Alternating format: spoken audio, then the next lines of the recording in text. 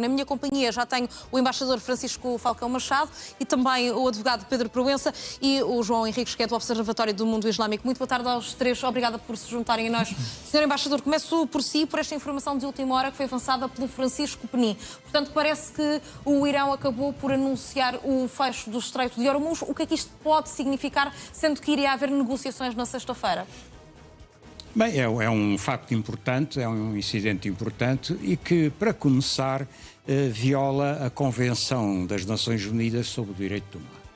E, designadamente, a Convenção essa que entrou em vigor, creio que em 1994, está integrada, por exemplo, na ordem jurídica portuguesa, foi ratificada por Portugal e que, num dos seus capítulos, salvo erro 38 ou coisa assim,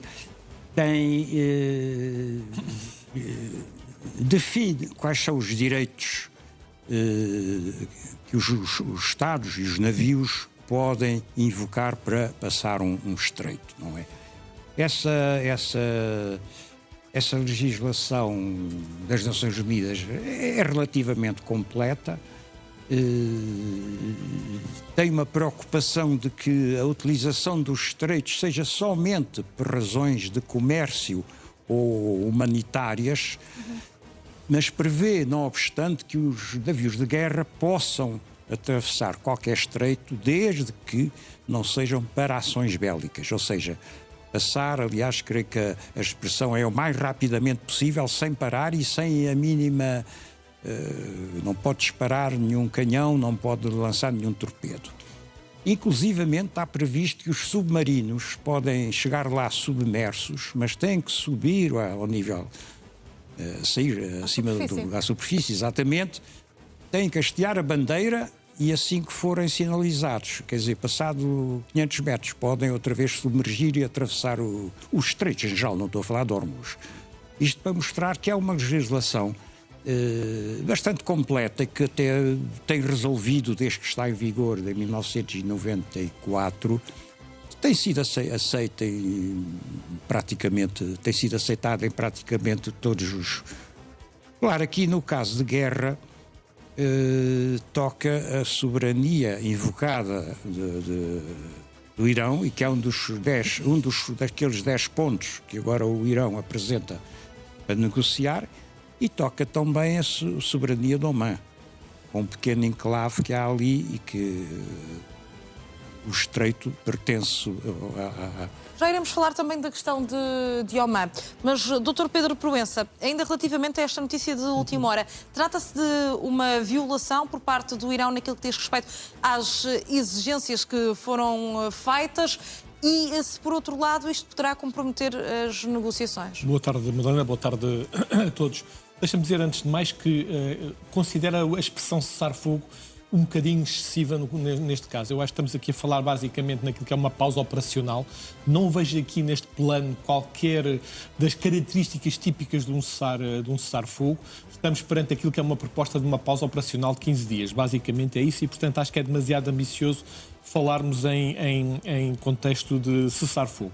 Depois deixa-me dizer-te o seguinte, um cessar-fogo, um acordo de cessar-fogo, não é uma lei universal, isto é, só vincula aqueles que, obviamente, aderem expressamente e formalmente a esse cessar-fogo. Ora, aqui o que me parece, basicamente, e como disse bem o Sr. Embaixador, é que continuamos aqui a tratar o Estreito de Hormuz como se fosse propriedade territorial do Irão. Não é a propriedade territorial do Irão, é uma soberania formal. Há ali um espaço de 12 milhas desde a costa do Irão até o interior do Estreito, que é obviamente território do Irão, mas em função da Convenção, e como foi explicado pelo Sr. Embaixador, em função da existência dessa Convenção, o direito de navegabilidade nesse Estreito é absolutamente inquestionável e o Irão não pode em momento algum questionar essa navegabilidade.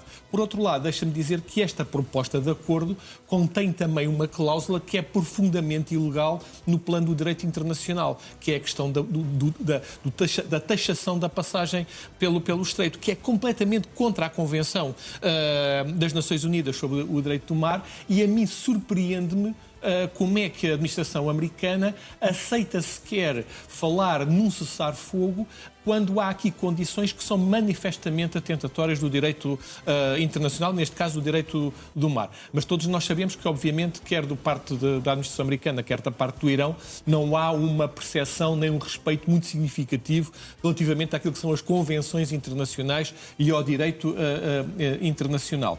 Também deixa-me dizer-te o seguinte, muito rapidamente, antes de passarmos aqui a palavra ao João. Da parte da administração americana, esta posição de aceitar esta pausa operacional, ou cessar-fogo, como tu quiseres chamar a isto, vem um bocadinho ao encontro daquilo que eu já disse. Eu continuo a achar que estamos aqui perante uma personalidade, neste caso Donald Trump, que vive muito mais como um homem de negócios do que como um presidente, como um político. E isto parece-me aquela lógica do Wall Street. Em Wall Street há uma expressão muito curiosa que é o pump and dump. Pump and dump, o que é? Inflacionam o valor dos ativos e depois, no momento certo, vende-os. Obviamente que esta volatilidade de posições da administração americana é, obviamente, uma oportunidade de negócio. E se nós pensarmos, por exemplo, que o genro do presidente americano, o Jared Kushner, que é dono de um fundo de investimento imobiliário com interesses no Médio Oriente, esse fundo vale atualmente 5 bilhões de dólares. 5 bilhões de dólares, neste contexto da guerra, vamos perceber exatamente que este zigue-zague de Donald Trump tem favorecido o quê? Tem favorecido os negócios. É o chamado trading oportunista. E eu estou ainda a tentar perceber se o presidente americano está muito mais preocupado em valorizar os ativos, nomeadamente na energia, na defesa, nas infraestruturas, provocando oscilações na Bolsa. Obviamente que isto não é informação privilegiada, atenção, mas basicamente cada vez... Como ontem aconteceu que Trump anuncia que vai acontecer o fim de uma civilização, os mercados mexem. E antecipar este movimento dos mercados faz enriquecer de um dia para o outro muita gente. E isso tem acontecido, Dr. Pedro Proença. E já agora, o genro de Donald Trump, com Steve Witkoff e o próprio vice-presidente dos Estados Unidos, J.D. Vance, vão estar supostamente nas negociações na sexta-feira. Vamos ver se isso vai ou não acontecer. Se vão tratar de negócios ou se vão tratar de política. Não é política externa, é negócio, basicamente. Muito bem. Entretanto, João, olhando para toda esta questão ainda sobre o Estreito de Hormuz, porque esta madrugada, depois de um acordo de cessar-fogo ou de uma pausa operacional, como quisermos chamar, houve também ataques.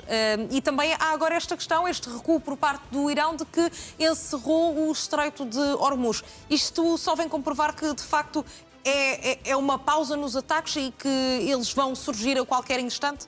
De forma mais intensa? Com esse rótulo que o Pedro Proença referiu de ser uma pausa operacional, eu diria que é mesmo tempo para recuperar, para reposicionamento, para mais do que deveria ser, até para dar espaço à diplomacia.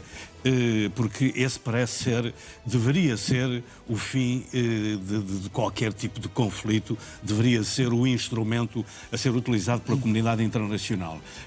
Agora, esta situação não é nova. Mesmo depois de um, chamemos-lhe alegado ou rotulado cessar-fogo, as hostilidades mantêm-se.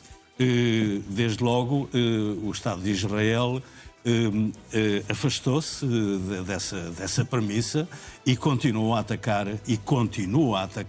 e isso tem acontecido nas últimas horas, um Estado independente que é o Líbano, e vai continuar a fazê-lo. E já foi referido aqui, julgo pelo Sr. Embaixador, que para eles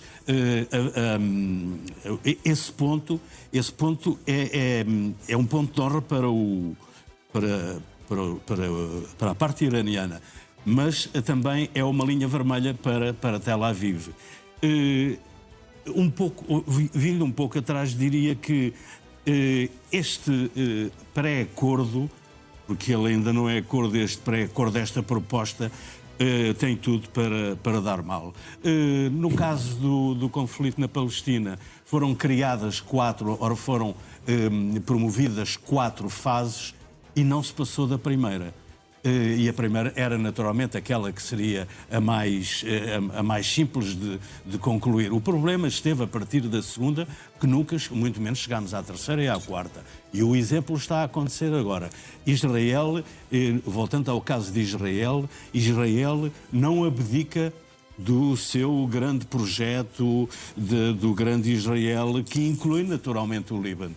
E a partir da altura que o Hezbollah despertou, não foi das catacumbas, porque eles foram enfraquecidos, evidentemente, mas eles estiveram em retaguarda, estiveram algo que, intencionalmente, estrategicamente adormecidos, para acontecer agora um ato de solidariedade. Por parte do Irão também está a haver um ato de solidariedade relativamente ao seu próximo. João Henriques, fica prometido que já lhe devolvo a palavra, mas temos novas informações com Francisco Penin.